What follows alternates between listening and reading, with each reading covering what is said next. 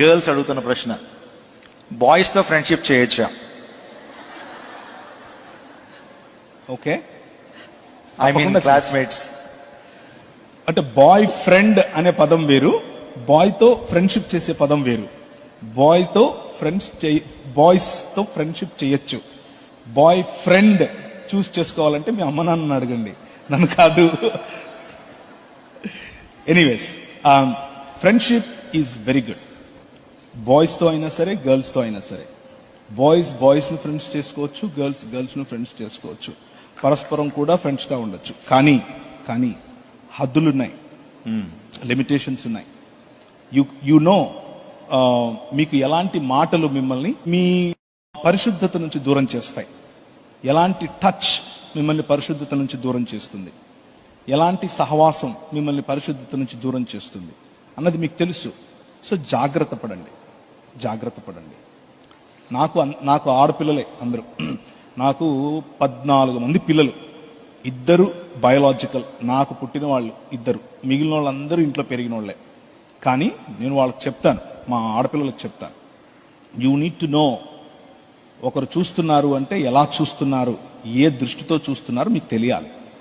ఒకరు టచ్ చేస్తున్నారు అని అంటే అది గుడ్ టచ్చా బ్యాడ్ టచ్చా మీకు తెలియాలి.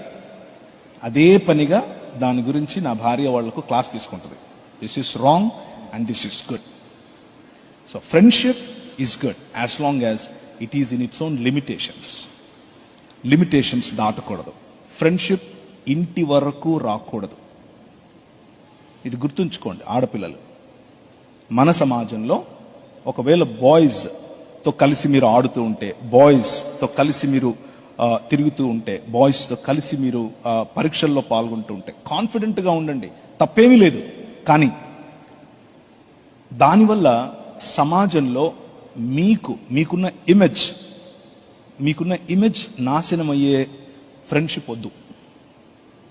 ఆ ఫ్రెండ్షిప్ మీ ఇంటి దాకా రావడం వద్దు. దానివల్ల భవిష్యత్తు ప్రాబ్లం ఉంటుంది. భవిష్యత్తులో చాలా ప్రశ్నలు వస్తాయి. అలాంటివి రాకుండా మేనేజ్ చేయడం కోసం చేయడం మంచిది. కాబట్టి వీలైనంత వరకు మీకంటే చిన్నవాళ్లను తమ్ముడు అనే పిలవండి. వీలైనంత వరకు మీకంటే పెద్దవాళ్లను అన్నయ్య అనే పిలవండి. ఫ్రెండ్ అయినా సరే అన్నయ్య తమ్ముడు అనే పదాలు మంచివి. వాటిల్లో మనకు మంచి బంధం ఉంటుంది.